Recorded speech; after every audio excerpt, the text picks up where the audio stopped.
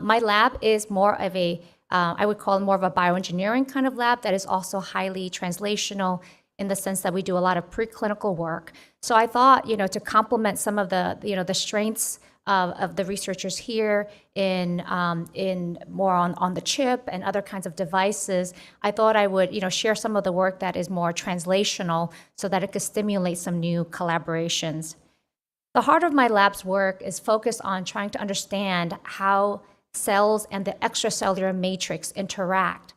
And for those who already know, but the extracellular matrix we think of as a really important factor because it's not just a scaffolding structure that gives all of the cells of our bodies, 3D shape, but we think of it really as a dynamic cue that influences virtually every aspect of cell function. And it does this through different properties of the ECM, which include different properties, including the chemical composition, the nano or the microscale spatial structure, the stiffness or other kinds of mechanical properties, as well as how these existing characteristics interact with other kinds of mechanical properties like shear stress or tension. And so my lab has really been focused on developing tools to study this interaction, to study different components of the ECM through different tools so that we can then understand how the ECM modulates cell behavior, things like reprogramming and differentiation, so that we can take the insights that we learn from them to develop improved tissue regeneration, either through the use of implanting engineered tissues that are then tested in preclinical models, or delivering therapeutic cells such that the body can then utilize them in a therapeutic fashion.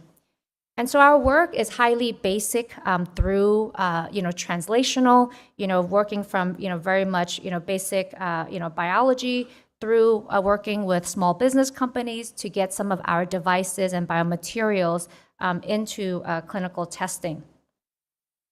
And so today I'll talk about some of the work that is applied more towards the muscle arena.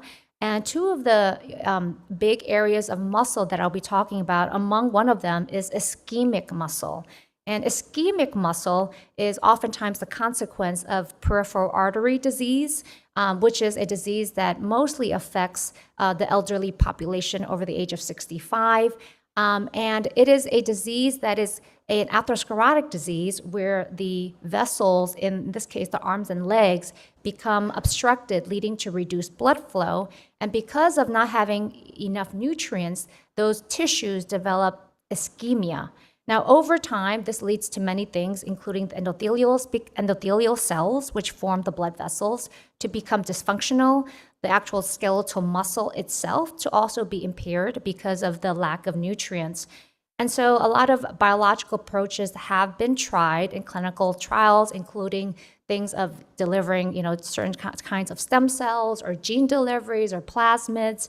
And notably, although there have been a number of adult stem cell therapy trials that have been tested in small phase 1 and phase 2, most of those results have been, I would say minimally beneficial. The other disease area that we have been focusing on through our collaboration and affiliation with the Department of Veteran Affairs is a traumatic muscle injury known as volumetric muscle loss.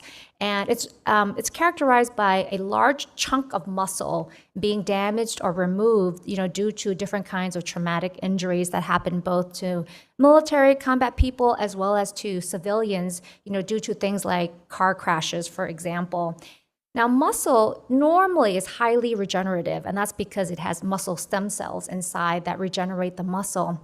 But after a critical limit, which is approximately of about 20% of the muscle volume, that muscle will not regenerate on its own. And instead, it's an irreversible impairment to the muscle function. And most of the existing technologies, such as a muscle flap transfer, obviously is not great because you're taking the muscle from another region just to place it on this region of injury. And similarly, there have also been different experimental approaches involving cells, biomaterials, as well as tissue engineering. So there are certain similarities and differences between PAD and this volumetric muscle loss. But what I want to do is maybe use these two disease platforms as ways to highlight how we can utilize 3D bioprinting approaches to treat these kinds of muscle diseases, and showing you maybe small vignettes of different strategies our lab has taken in the past, ranging from things of cell and gene therapy as a sort of a more minimally invasive strategy to things that are a little bit more invasive that requires implantations like tissue engineering. And then I'll actually switch gears to talk about some of the more recent work that we're doing that I think is very exciting, that involves actually our work with NASA in space, as well as some more cool things that we're doing with what we hope will evolve into intraoperative bioprinting. So first, in the work that we're doing with peripheral artery disease, to simulate how we can create the obstructed blood flow down the leg, we do this oftentimes in mouse models, and this mouse model we call hind limb ischemia. And for those who are not familiar with this model, this is an experimental model where we are purely reducing the blood flow down the leg by excising this femoral artery, which is the main artery that supplies blood flow down the thigh. And by ligating and then removing that segment of the femoral artery, it immediately drops the blood flow to the leg by nearly 90%. So this is basically before, after, using laser Doppler spectroscopy, so that you can see that in the after picture, the leg has very little colors, which is indicative of their perfusion. So this is an easy model that is able to recapitulate that loss in blood flow down the leg. Admittedly, it does not recapitulate other aspects of PAD. So for example, these are naturally, normally healthy animals, for example, but that is how it is with animal models. They don't replicate every single feature of the disease, but only specific salient ones. And to give you an idea of some of the early work that we did, initially, we thought that, well, with adult stem cells, we've seen some of the clinical trials.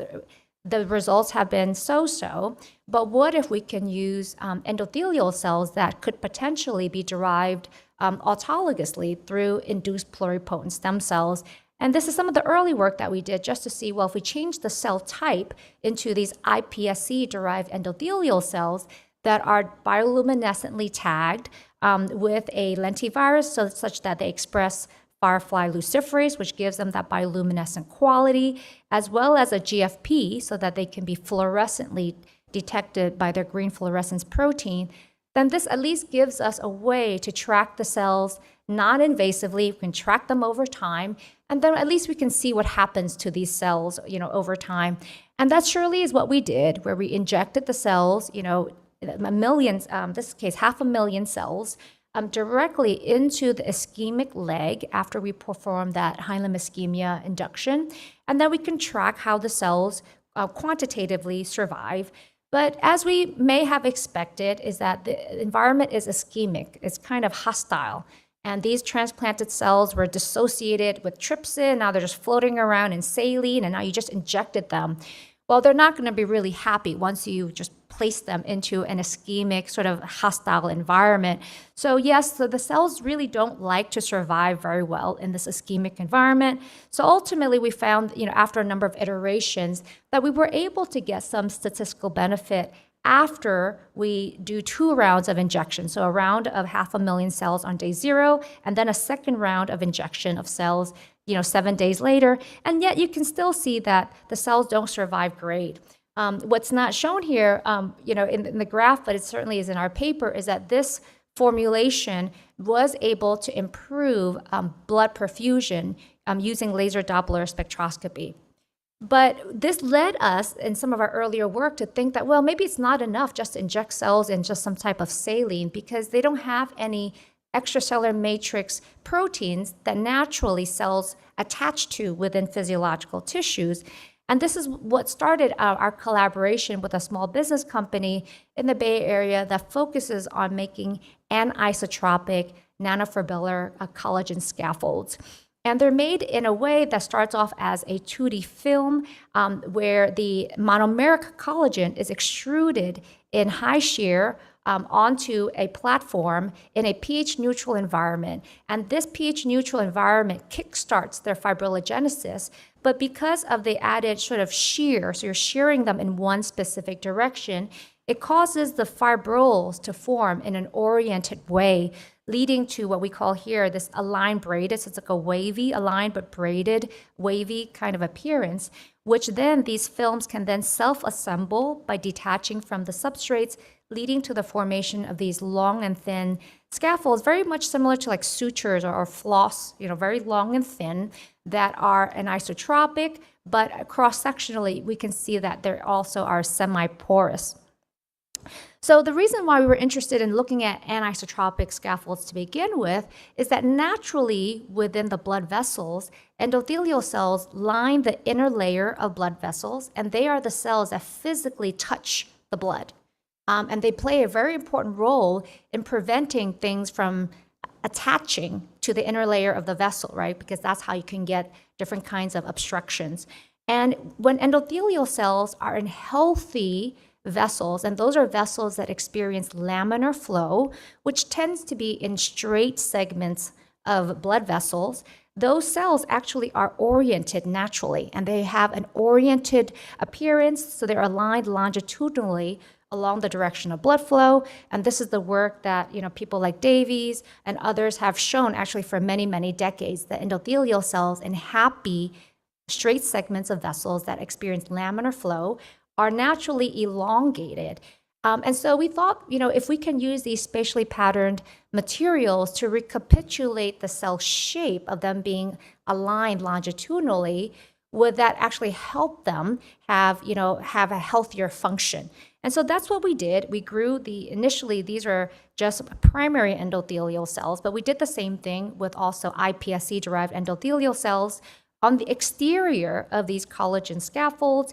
And we can see they're, by the confocal imaging, that they are, confluently seated on the exterior of the scaffolds, but their cytoskeleton is aligned longitudinally along these nanofibrillar scaffolds, and they maintain this elongated shape as shown here by SEM.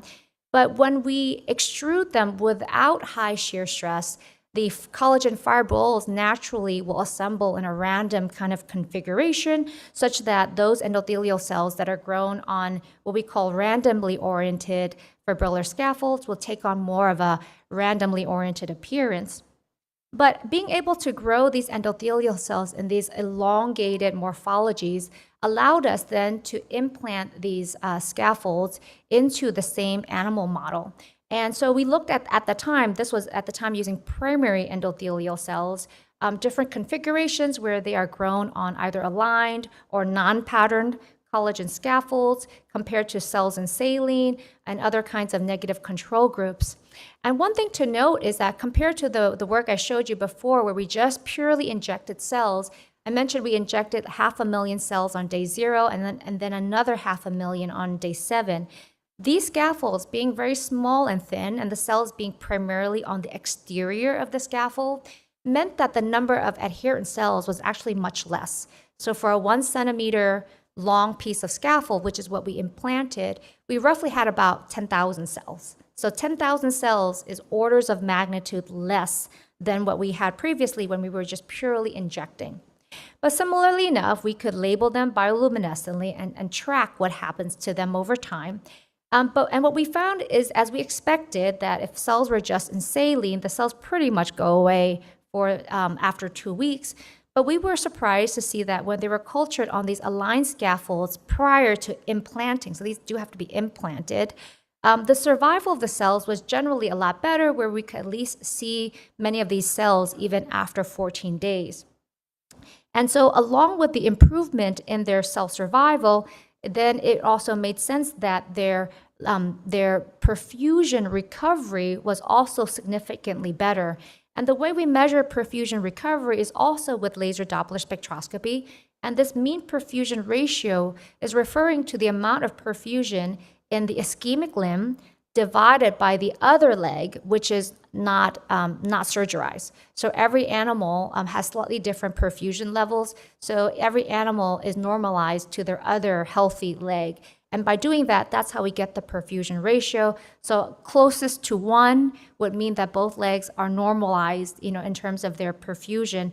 So we found that when these primary cells were seated on the aligned scaffold specifically, they were able to show a continuous improvement in their perfusion over the course of 2 weeks. But those works were done using primary endothelial cells, but we since then, compared it to the human iPSC-derived endothelial cells as well, and then worked together with a collaborator, Dr. Hanjie Dai's group in chemistry, who had developed these near infrared in the second window, so very high in the 1400 nanometer wavelength emission that were basically contrast dyes, so that when you injected them systemically, because there's very little autofluorescence in the body at such high wavelengths, we could easily detect where the blood flow is going. So in a way, we're able to visualize the microarchitecture using these near-infrared dyes, which were actually at that time composed of carbon nanotubes that naturally autofluoresced. But the idea was that we were able to use this more sophisticated imaging technology to visualize the microarchitecture after injection of these iPSECs, and similarly also, found that when they're delivered in the presence of the scaffold, we're also able, now using this microstructure quantification, show that the vessels, the microstructure was more developed when they received these iPSC-derived endothelial cells growing on the aligned scaffolds. Okay, so that was just work initially where we were trying to look for something, an angiogenic and easy, minimally invasive kind of technology. But, we were happy to say that, although, mRNAs as a transient gene delivery approach was popularized by COVID and the COVID vaccines, our lab started working on mRNAs actually preceding, COVID. And we had the idea that, well, maybe we need some type of gene delivery, but we really don't want the genes to be turned on all the time constitutively. But if we can at least deliver mRNAs that could encode angiogenic factors, maybe that could be an off-the-shelf technology, right? That doesn't even require using cells at all. So that's what gave us the idea at the time to work with companies to create mRNA at this time encoding HGF, hepatocyte growth factor, which is an angiogenic factor, meaning that it induces vessel formation. And our idea at the time was, well, could there be some benefit to deliver these mRNAs, not from just injecting in saline, but rather delivering it from a scaffold such that the mRNA could be released locally, and then the anisotropy of the scaffolds may be able to guide the organization of these new vessels. So at the time, we compared just delivering mRNAs for, in this case, these were just fibroblasts that were growing directly just in a polystyrene dish, compared to if the cells were cultured on top of our scaffolds, and was actually really pleasantly surprised to see that just purely the transfection was actually improved when these fibroblasts were growing on the scaffolds compared to if they were just growing at the same density on dish. And this was shown using both GFP as an mRNA, fluorophore, as well as using our more therapeutic mRNA encoding the HGF. But this led us down the pathway of exploring delivery of these angiogenic mRNAs using these same aligned collagen nanofibrillar scaffolds. And one of the things we also characterized, in vitro was that, as we know, the mRNA is transient, but then how long does it last, right? So we could confirm this by doing ELISA analysis for the transfected fibroblasts, how long do they continue to produce elevated levels of HGF protein? And so this is what, some of our ELISA data would show us, that compared to sort of the baseline amount, which is what these cells would just normally produce in culture, they were able to have elevated HGF protein secretion after they've been transfected for at least the first month. And now you may also ask, well, how do we put the mRNAs into the scaffolds in the first place? So at the time, we were trying to think about what's going to be the most gentle and easiest for clinical translation. mRNAs are still not the most hardy kind of materials, so they are very sensitive to biodegradation. So we did something very easy, which was we basically soak them and then use a desiccator with negative pressure to sort of force them into the pores of the scaffold. So we did not do any fancy chemical modification because we found that the more chemicals we incorporated, the more the mRNA degraded on its own. So we were trying to, basically do something that was very gentle. And so not surprisingly, the release of the mRNA looked more like a burst release, right? And then followed by a much, much slower cumulative release. But this showed us that even with this initial burst release, the fact is that the cells were able to get transfected regardless through the burst release and still remain elevated in their protein secretion for the next month. So meaning the burst release was actually, sufficient without any more sophisticated chemistry. And in our initial work, which was done, prior to COVID, we were able to initially confirm that once implanted into the mouse muscle, mRNAs encoding the firefly luciferase, we were able to detect the release of the mRNA, leading to the muscle tissue becoming bioluminescent, right? Because they become transfected and they become bioluminescent, so that we can detect their bioluminescence using bioluminescence imaging. And then histologically, the cells that become transfected are also GFP positive, so that histologically we could also confirm that these cells do in fact become properly transfected.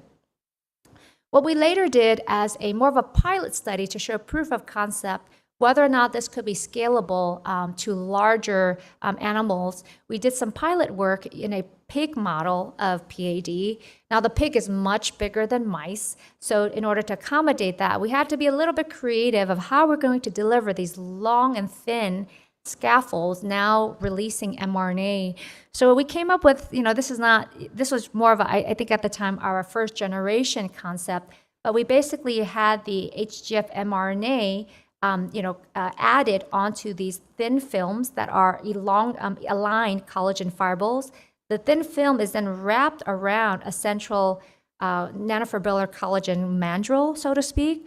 So ultimately, you get something like a cinnamon bun, right? And this is sort of a picture of how this scaffold looks that is now longer and thicker, so more suitable for implantation into a large animal model.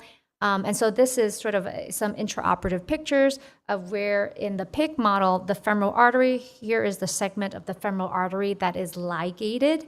And then we then place the scaffold adjacent to the femoral artery to serve almost as a bypass, right? So kind of like a detour. So because the femoral artery is now obstructed, there is a detour to encourage the vessel to form along this detour nanofibrillar collagen scaffold.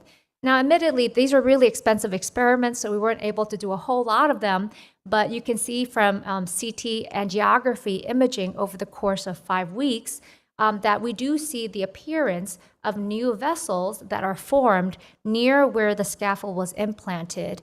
And these were pilot experiments, and being that they were expensive, both legs underwent ligation of the femoral artery, but the other leg did not receive any treatment. So we could compare to that of the other leg that received no treatment, that there was indeed, more vessel formation in the thigh that received this mRNA. And then we can also validate using histology to show that within the vicinity of the scaffold, we're able to see enhanced vessel formation, and this is histologically using an antibody CD31 that labels all endothelial cells. And this is consistent with what we expect from a localized mRNA delivery mechanism, right? Because we want the mRNA to be localized to that tissue vicinity. And it's basically showing us that within the region of 100 micron radius from the scaffold's periphery, we're able to see this enhanced angiogenic capacity, showing us that we do get this localized angiogenic effect, which is what we're hoping for. So some of the ongoing work that we're doing, to take the mRNA, to the next level is really to explore really the mechanistic aspects of how does the mRNA transfection lead to these newly formed vessels. And our scheme is really that, when these scaffolds are implanted off the shelf, the cells within the vicinity, which could be any cells, they get transfected, which are what these green cells are. And they get transfected, they start producing HGF protein, which are the red balls. And as they are doing that, they attract endothelial cells due to the HGF protein gradient. The endothelial cells there get attracted. They see the anisotropic nanofibrillar organization, and then they form their new capillaries along the direction of the scaffold nanofibrils. So this is sort of our working scheme, and we're still working on the animal studies to demonstrate if this is the mechanism. But since the work that we've done with, as shown here, we've really expanded the applications of these collagen nanofibrillar scaffolds to a variety of other, disease areas, and some of them are just, listed here, for reference, because we think that these spatially patterned scaffolds have a lot of cool features that are beneficial for tissue regeneration. But I want to maybe focus now, shift gears a little bit, to see, well, how can we utilize this concept of spatial patterning to build something in vitro much more sophisticated, in this case, an engineered vascularized muscle tissue. And so this is the work that was done at the time by a talented postdoc who has now gone on, to have her own faculty position, where we also saw that the anisotropy of these collagen scaffolds actually mimic the organization of how skeletal muscle looks, right? Because we think of skeletal muscle as highly oriented bundles of myofibers. So they're basically like a pile of chopsticks, like a bundle of chopsticks. So they're all kind of aligned in parallel. And they are interspersed with microvasculature that is also aligned in parallel. And so this is just the CT reconstruction of how cardiac microvasculature looks, but the skeletal muscle microvasculature also looks very much the same way. And so we thought, well, can we take these scaffolds and then basically bundle them together and grow both skeletal muscle cells as well as endothelial cells to sort of recapitulate the sort of basic unit of a muscle. And that is, exactly what we did. Now, in this work, we made these collagen scaffolds in-house. So our technology was not as sophisticated, but it still relies on the same strategy of extruding monomeric collagen, in this case from a syringe needle, into a bath of pH-neutral PBS that will induce fibrillogenesis along the direction of extrusion. And we are able to, again, get these long and thin scaffolds, which we can then bundle them together, either in the aligned version or in what we call the randomly oriented version, which is the result of extruding at very slow kinds of velocities. And similarly, cells can still, grow and align on them. And in these experiments, we co-cultured both the skeletal muscle myoblasts as well as endothelial cells on these aligned scaffolds. And we compared, is there any interference of the endothelial cells, which are shown here in red by CD31 expression? Do they prevent the ability of these skeletal muscle fibers to form? And the answer is no. In fact, we can see that in the absence of endothelial cells, the anisotropy from these scaffolds cause the muscle myoblasts to fuse together side by side to form these long multinucleated myotubes. So that would make sense that spatial guidance creates longer myotubes on these aligned scaffolds. And even when we co-culture them with these endothelial cells, it doesn't detract from their ability to form these multinucleated oriented myofibers that are highly synchronized because of their organization, such that they can actually contract quite in sync with each other. But in terms of what are these endothelial cells doing as they're sprinkled into the skeletal muscle, we believed that they were also not just physically there as a way to kickstart the vessel formation process after they're implanted in vivo, but maybe they actually are having interesting and beneficial communication with the skeletal muscle myoblasts. In this case, looking at proteomics analysis, was able to show that these endothelial cells can secrete both angiogenic factors as well as pro-muscle regenerative factors as well. And what was most interesting about it was that there was actually a difference in these cytokines that are secreted by the endothelial cells while they are in culture with skeletal muscle cells on aligned versus randomly oriented scaffolds. And that on the aligned scaffolds in particular, which are shown here by the black bars, that their secretion of some angiogenic factors was actually elevated. And so that's suggesting to us that this kind of spatial nanotopography actually does a lot more than we think than purely just orienting cells, but it can also modulate cell behaviors, in this case, the ability to secrete pro-regenerative factors in vitro.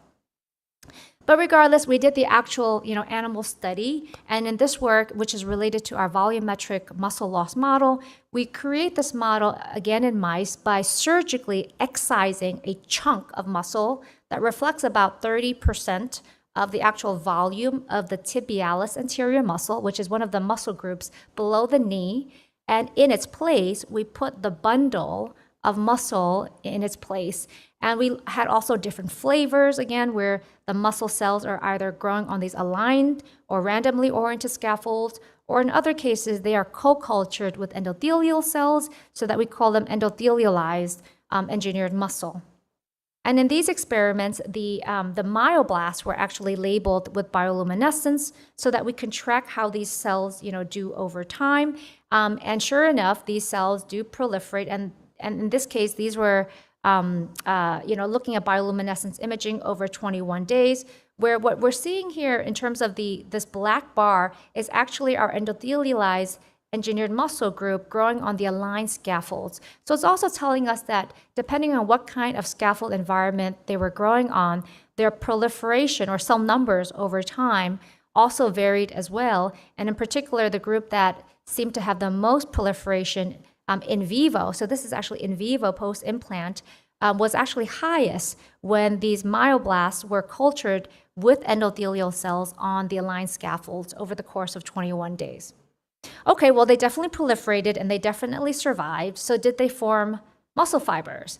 And the answer is yes, they did. Because the muscle cells were labeled with both luciferase for bioluminescence imaging as well as GFP, we could histologically track these transplant-derived muscle fibers, which will be shown here by all the green ones. And these are cross-sections through the muscle. So all of these green ones are transplant-derived, newly formed muscle fibers that express myosin heavy chain as a marker of muscle fibers. And so we can quantify the number of myofibers that are derived from the transplanted cells.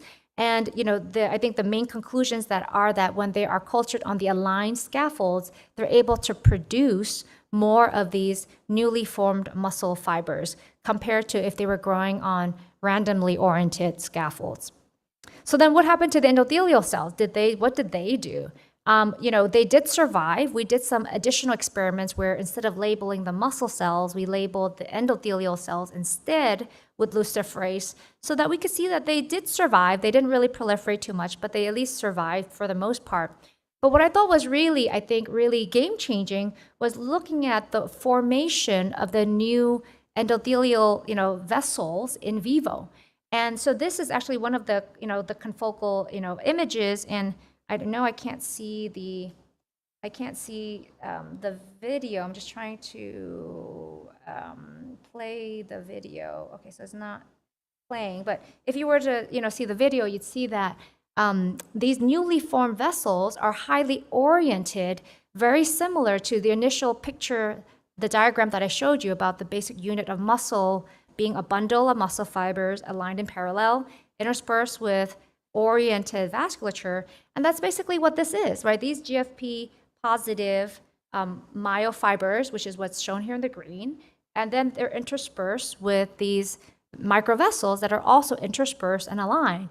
And so this was showing us that the delivery of these myoblasts with endothelial cells on aligned scaffolds was able to give rise to these newly formed muscle fibers in vivo that kind of mimic that basic unit of muscle organization. So we were really excited to see that the technology of using just something as simple as these spatially patterned scaffolds was able to give rise to, I would say, a more biomimetic structure of how muscle should be in vivo. Okay, so anyway, so that's work that, just highlights now taking from just the scaffold to adding cells to create an engineered tissue that may have enhanced muscle regeneration, capacity. In the remaining time, I'm going to shift gears to talk about some of our more cool work that we're doing that takes us a little bit beyond just muscle injuries into muscle aging and muscle atrophy. And this is the work that we serendipitously started working on, with NASA, and really came about because of an NSF grant funding opportunity that basically said, do tissue engineering in space, but to benefit people on Earth. And I said, what? It's not to benefit the astronauts, it's benefit people on Earth? What is that about? And that led us to start learning more about what microgravity does. And what we learned is that a lot from the astronauts that return is that when they go into space, not only is there, of course, microgravity, so they don't get the same kind of conditioning as they would on Earth, but beyond that, microgravity is considered as an accelerated disease-forming platform. Because when the astronauts return back and they do all the different tests on them, they find that their bodies have pretty much aged by 10 years, even though they've only been there for like 6 to 12 months. So all of their risk factors for cardiovascular disease, cancer, of course, osteoporosis, all of those things go way up by like a decade.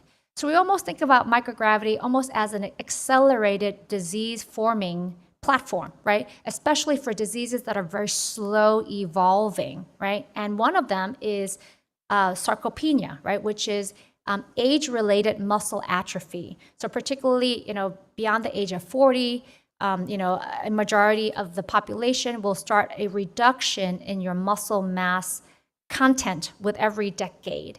And many individuals, once they reach about 60 to 70, develop sarcopenia, which is where the muscle mass has reduced as well as muscle function has reduced, right? But we think beyond also about muscle atrophy is that, in space, we also think of it as an accelerated aging platform, right? So if you imagine these astronauts are there for a year, but their body has aged by a decade, it's almost accelerated aging. So we thought of the platform of basically sending our engineered muscles to space to see if in space, over the course of just 7 days, if it recapitulates muscle atrophy and muscle aging. And if so, we can use space as a platform to perform drug screening, right? Because right now on Earth, there really isn't any FDA-approved drug to be able to combat muscle atrophy. Now, of course, sarcopenia, which takes decades to evolve, that would be very difficult for a company to develop a drug that would work, right? Because you imagine doing a 10-year clinical trial, no one would want to do that, right? But even maybe lower hanging fruit, like hospitalization-induced muscle atrophy. So beyond 3 days, all you need is 3 days in bed rest to experience atrophy. So just to know, like if you're sick with the flu and you've been in bed for 3 days, you're starting to develop atrophy, right? So that's the lower hanging fruit that companies are trying to develop these drugs to prevent even just like hospital-induced disuse muscle atrophy.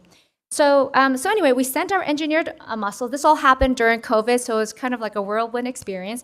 But we sent our engineered muscles that consisted of, again, in this case, these were primary human muscle progenitor cells growing on the same aligned collagen scaffolds, immobilized onto a glass substrate, and then placed into these 3D bioreactors, right? Everything in space, they need to be immobilized so that they're not just floating around. And we had to develop, sophisticated bioreactors such that they're contained. And so this is a little bit of how our bioreactors look. And then these are the astronauts, changing the media, doing the experiments for us, on the International Space Station. And although when I was young, I would have wanted to be the astronaut to do the experiment myself. But now in my older self, I realize I will take my extra 10 years of life, please. And so we're very fortunate that the astronauts can do the experiments, for us. But these experiments, again, just done over 7 days, where we grew primary human muscle progenitor cells on these aligned scaffolds. And then once they reach the space station, we switched them to a media that allows them to undergo myogenesis to form muscle myotubes. Now, admittedly, this is actually a model of regeneration. So we're looking at their ability for these myoblasts to form muscle fibers. So we're basically looking at, in microgravity, are they getting impaired myogenesis or not? So of course we do all the different omics analysis, and this is just the transcriptomics analysis, but we also did proteomics analysis work. But the main punchline is, yes, over the course of just 7 days alone, we could see upregulated, pathways associated with aging, such as senescence, which is shown there in the red. But we can also see downregulated pathways, including pathways that are really critically important for muscle and muscle stem cell maintenance, such as the Notch signaling pathway. But we took the opportunity to also do some pilot drug screening, using, as reference controls, just 2 drugs. One is a protein, IGF-1, which we know helps for muscle regeneration, which during aging, IGF production in our body naturally decreases, and as well as a small molecule inhibitor of a pathway known as PGE2, which has been reported in recent studies to also be important in combating muscle atrophy. So the astronauts also did the experiment of adding these drugs in over the course of 7 days. And what was really striking is, again, looking at, this is the transcriptomics, if we look at what's going on in flight, a lot of the pathways that were downregulated due to flight, now if we then supplement with these growth factors, or in this case, small molecules, we're able to see sort of a partial prevention. I don't think we can call it reversal, but we can call it prevention, so that these drugs were able to partially prevent some of the pathways associated with flight to happen, so that it was able to mimic how these engineered muscles would behave in normal gravity, which is the ground condition.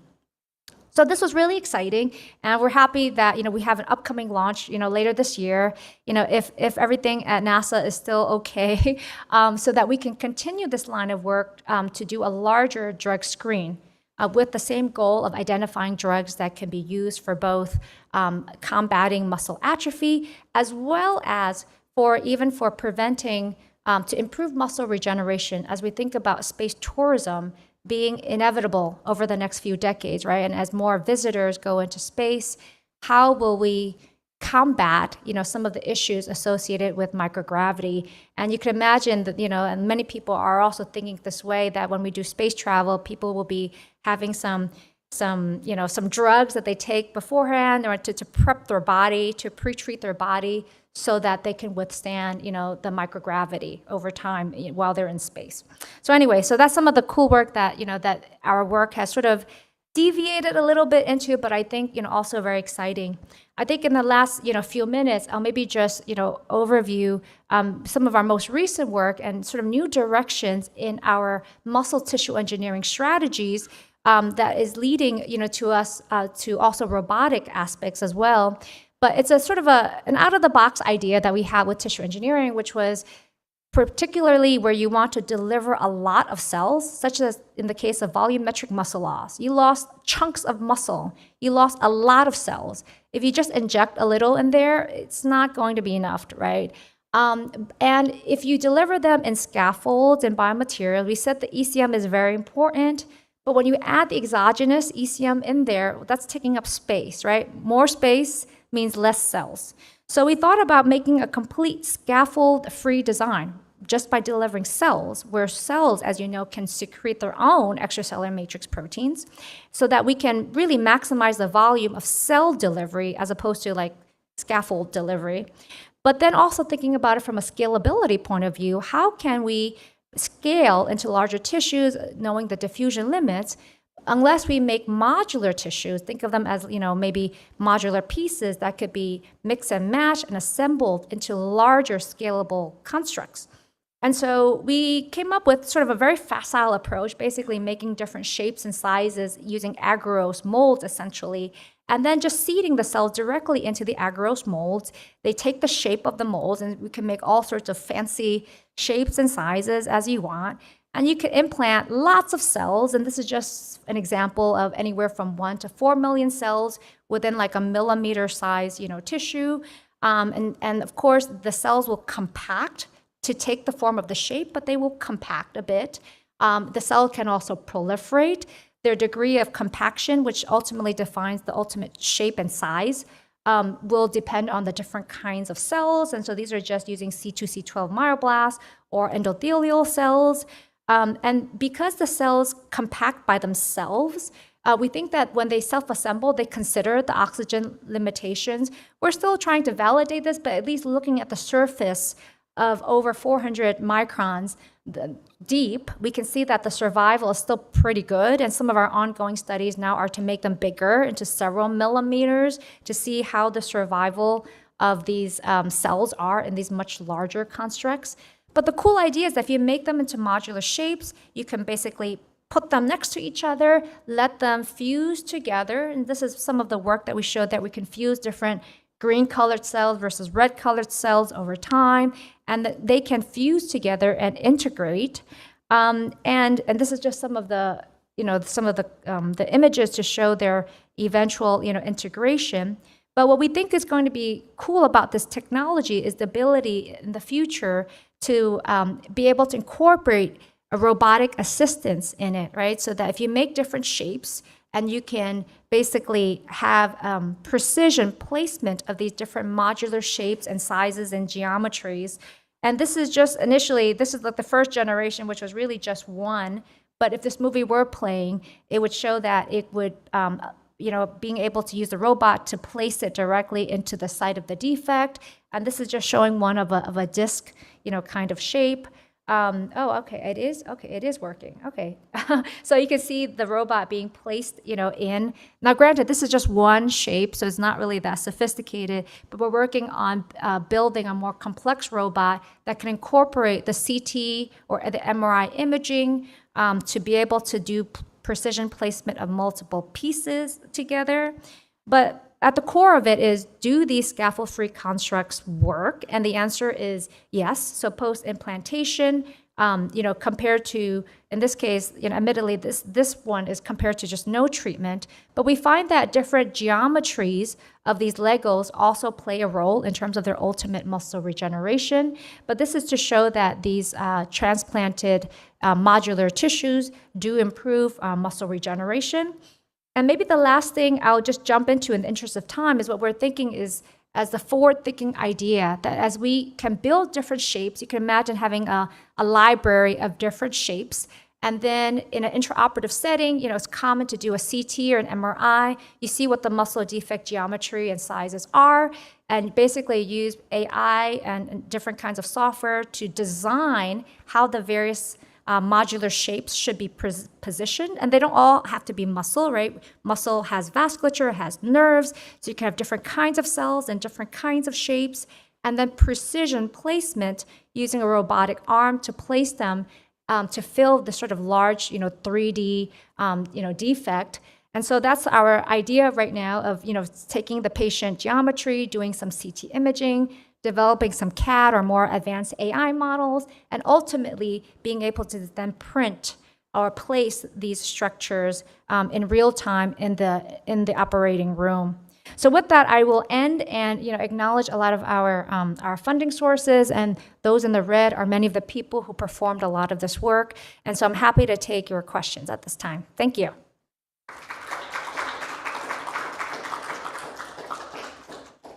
Thank you, Nan, for the great talk. And any questions?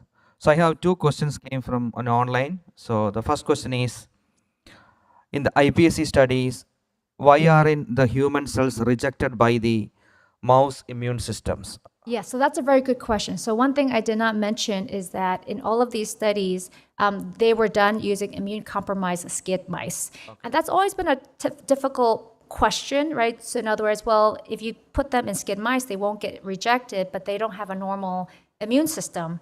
But then on the flip side, if you do mouse cells in mouse, then you're sure you are saving mice, but are you any closer to saving humans, right? So that's been always a struggle of, do you use human cells and then have to deal with immune issues, or do you do mouse cells in mouse? Then you have a competent immune system, but then are you any closer to helping the humans?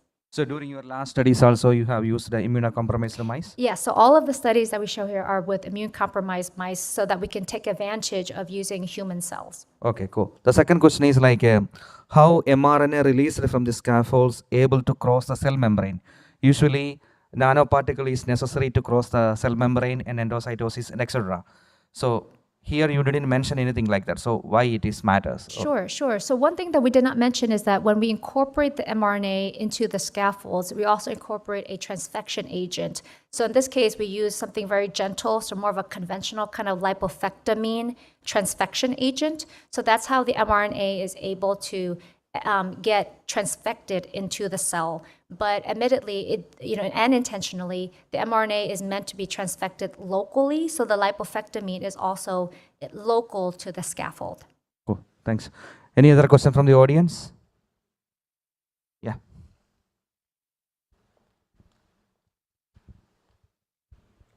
Thank you very much for this great talk. So I have just one biological question is that do you have any idea of really the underlying mechanism of engraftment that happens when you do that? And is also the tissue where you engraft also matters? So for example, in volumetric muscle loss, if you have lots of scar tissue, for example, how is this going to, be able to create new blood vessel?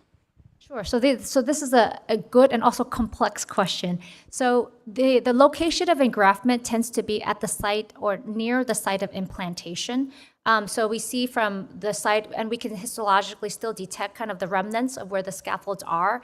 And we can also detect based on the GFP and the luciferase, which are the transplant-derived, muscle fibers that are generated. So they do tend to, the cells do tend to form the muscle fibers in the vicinity of where they are implanted.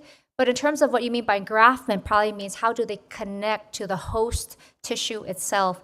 And so there are a number of different mechanisms. So in this case, most of our animal studies are done over the course of 2 to 3 weeks, which does allow sufficient time for what we call anastomosis. So anastomosis is referring to the host vessels migrating or somehow connecting to the implanted, vascular structures, right? So that type of time frame does allow for anastomosis, which typically happens in the body due to disease or anything else. But at the most fundamental level, you can imagine that it's mostly soluble factors, right? So we are imagining that for example, the endothelial cells that are within the engineered muscles are also secreting factors that are also attracting the host vasculature to migrate in. Now, that's just the vascular component of it. But I think beyond that, we know that it's much more complicated. Well, do they get innervated? And I think the answer is that those things all can happen endogenously by the body, but slowly over time. And some of the things that, led us in terms of our research program to look at both pure cell, like tissue engineering, versus delivery of, let's say, the HGF mRNA, or in other cases where we're delivering drugs or even proteins, is really the idea that we need multiple mechanisms, right? So maybe just delivering cells isn't enough, but maybe we also have to provide instructive cues, let's say specific soluble factors that are being released by the scaffold. So I think that's larger of the, we think the most effective form of engraftment would likely have multiple mechanisms that don't rely on just the cells or just specific soluble factors. But we think at the heart of it, that is what happens in vivo, but that if we don't provide any special instructive cues, we have to rely on the body to figure it out and do it on its own time, which may or may not be optimal.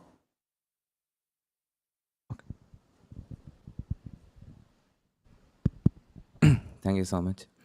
So here I have some kind of some question, but it's just for thought. So here the starting for this presentation, like you are mentioning about muscle have regeneration capacity. That is the base, right? So my question actually, like you are using iPSC, so also the people asking like iPSC how this issue, the things. So my question actually, like if the same logic, so you are talking like you like define like what is the use for the human. For me, the same logic I can ask the question like regarding the same question. For the basic, muscle can be regenerated. And also for muscle, for if you are only concerned about the endothelial cell, normally for my understanding, not only for the endothelial, so there is parenchymal, non-parenchymal. Also there is a pericyte and also fibroblast, also endothelial cell. So when you will take for like, when we did for experiment, like we can see when you are isolating any kind of cell, normally in mice, or that is, you can call microvascular fragments. So microvascular fragment have the pericyte, and like there is a fibroblast, and also endothelial cells are there. So my question actually, if they regenerate, if you concern about the cell, if you are isolate from the mouse, then you are taking the culturing the cell, then that cell actually you are using your scaffold, then you are transplant again. So then you will understand actually, okay, how, what is the cue, because definitely there is not endothelial cell, because iPSC main thing you can only control cell, may endothelials or fibroblast. But when you are isolating, or in our human, it is not like is a textbook content actually, like one type cell, this type cell. It is not arranging like that. For my understanding is, we are don't know like what kind of cells are there. That cell can be like help to the more regenerative capacity rather than using iPSC. Then why don't think like that way to isolate? And what is actually the behind the is really like this is the specific biomarker, or even like if you are doing secretome analysis might be get the more. So then like what is the answer for this question? Thank you. Well, I see it's a complex question that seems to involve both, one, the source of the cells that are used, and then secondly, maybe we'll start off with the source of the cells. And I think one of the benefits, or maybe the way I would phrase it, is more from thinking about the clinical translation. Now, there are many different strategies to get vascularization, right? And so these tissue microfragments is a very active area of research for the exact same reasons that they are already having all the intact cellular interactions with the pericytes and things like that. I think when we have to think about the application, and particularly the disease application, one has to think about like, well, is it going to be convenient to take, the microvessels from the patients, this part of the body, explant them out, grow them on a dish, and then stick them back into this part of the body that's diseased. So that's a donor site morbidity.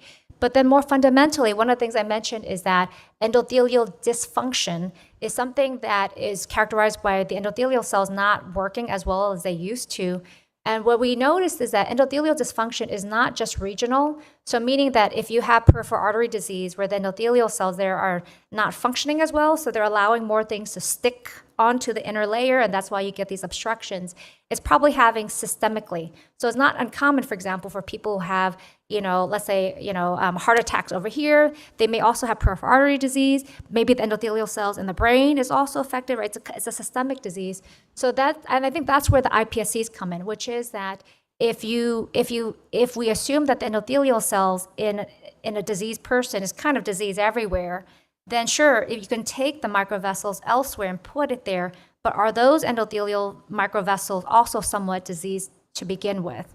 And I think one of the potential of iPSCs is the concept that once they get reprogrammed, then they kind of get a fresh start. So meaning they were diseased, but now these patient-derived cells got reprogrammed into iPSCs. Now they're back like fresh, clean slate. And then when they differentiate back into endothelial cells, those endothelial cells are on a fresh, clean state so that they're not diseased, even though they're autologous to the donor. And I think that's been one of the driving forces for why iPSCs have that advantage that you can sort of start all over from a clean slate, whereas trying to use the patient's cells from the body, particularly for endothelial cells, have the problem that oftentimes they're also diseased elsewhere. So you can't just take the endothelial cells from here and stick them over here. But from a fundamental, like a tissue engineering or a more fundamental kind of analysis, I completely agree that taking these preformed vascular fragments are more mature, right, compared to just trying to grow just the endothelial cells and then injecting them. So, I think the other way to also consider is that once the cells or tissues are implanted in vivo, the body also has a way to do what it wants to do with it, right? So it's a black box, right? And so what we at least can see histologically is that the transplanted cells do interact with the host cells, right? So it means that they can interact, and pericytes can also grow, within the vicinity and grow, with these transplanted cells. So we also want to consider that what we're injecting may just be the precursor elements, and that once they're implanted, the body will still remodel what it needs. So it's possible that it can still form these parasite interactions in vivo, and that we may not necessarily have to make everything fully formed, fully functional before implantation, right? So I think this is the concept of, do you make everything where it looks and smells like the tissue before you implant, versus you basically just put inside some precursor kind of version, and then the body will remodel it more effectively than what we can do in the bench. So anyway, I think that's getting into a little bit of why people like to use iPSCs for the autologous reason, while reprogramming them with a clean slate. But there are definitely the limitations that they're more immature. You are using the muscle-specific endothelial cell or random endothelial cell? So that's a very good question. So when we talk about tissue-specific, endothelial cells, sure, endothelial cells are different in different tissues, but there's also different classes. So in the muscle, most of the vessels are what we call microvascular endothelial cells. Presumably, there are microvascular endothelial cells elsewhere as well, and I think the microvessels in the muscle may be distinct from other places, but for most of these experiments, for the primary cells, we're using microvascular endothelial cells, but for the IPS, that's also a tricky question.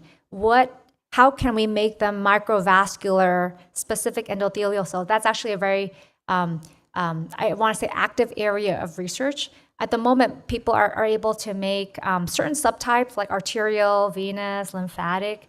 But in terms of the microvascular endothelial cells do have some specific markers as well, but I think it's an active area of research, so I don't think we are actually using quote-unquote microvascular IPS endothelial cells yet. Thank you so much. Sure. Yeah. Hi, Dr. Huang, great talk. I have questions for the scaffold and the mRNA in your project. So are there any specific for the mRNA in your project, or any limitation for the mRNA? Yeah, so one of the problems we learned early on about mRNA is that they are chemically modified. So you can modify with many, for example, poly-A tails and using a cytouridine.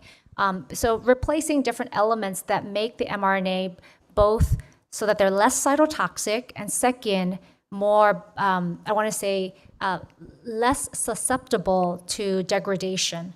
But even so, with all of the different modifications we've made, in the field, there's a general understanding that mRNAs, even though they're chemically modified, are still rather fragile.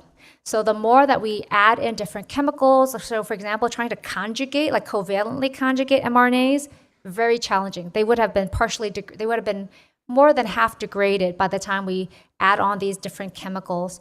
So that's been a big challenge for us, and we've been working on trying to basically encapsulate them in different kinds of lipid nanostructures and things like that to try to shield them so that we could, keep them as bioactive longer. But that's been one of the main challenges we found with mRNA. They're not very stable. They degrade really easily, so adding any fancy chemicals make it challenging. So we've been working on trying to develop lipid nanoparticles or other kinds of ways to shield the mRNAs from premature bioactive loss. Thank you. Last two questions from online. What kind of media has been used for the co-culture of muscle cells and endothelial cells in vitro in the endothelialized muscles? Yeah, so that's a very good question. We tried multiple formulations. So this is a systemic problem that one has when you try to add multiple cell types. And the more cell types, the more complicated it gets. So what we ultimately decided as the regimen is that in these experiments where we were trying to transplant the myotubes, right, it requires a induction media that usually requires horse serum. And so what we decided to do is that in the co-cultures, there actually were two phases where we initially grew just the skeletal muscle cells, allowed them to become induced using a horse media containing media for several days, such that they're able to form, at least for the first few days, myotubes, and then we co-cultured with the endothelial cells. So by the time we added the endothelial cells in, we switched to more of a conventional endothelial cell media. So then that way, by then, they're basically staged so that one does not really disrupt the other. But if we do try to co-culture them at the same time, one of the things that we have found is that we definitely need the horse serum containing media for the muscle cells to form myotubes, but then the endothelial cells will survive, they're just not that happy. So if we have to co-culture at the same time, the endothelial cells can survive in this horse serum containing media, they're just not happy. So ultimately for our work, we did a 2-staged seeding process to sort of overcome that problem. Cool. The one last question. In the mold-based co-self-assembly or co-assembly process, is it possible to align the cells? Because muscle cells are mostly aligned. So without any kind of scaffold support, how did you get the specific orientation in the Yes. in vivo studies? Yeah, so that's a very good question. So I think the aspect ratio of the geometric shape can help with some of that. But if we're also trying to develop shapes that are on, millimeter size, right? In that case, even if they are elongated, and even if the shape, let's say like an I shape, right? The letter I, it has an isotropic direction, but at the cellular level, those cells are not aligned. So we have been also thinking about trying to make a hybrid version. So instead of having it completely scaffold free, but instead to incorporate some core mandrel in there that provides some 3D tension. So I think the key is to get the anisotropy, it does require a certain degree of passive tension.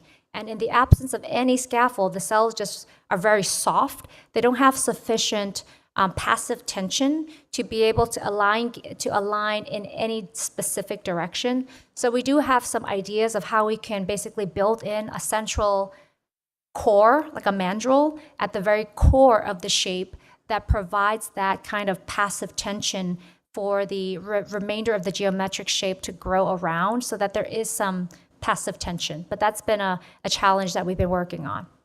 Thank you. Thank you, Ngan, for the great talk. Thank you.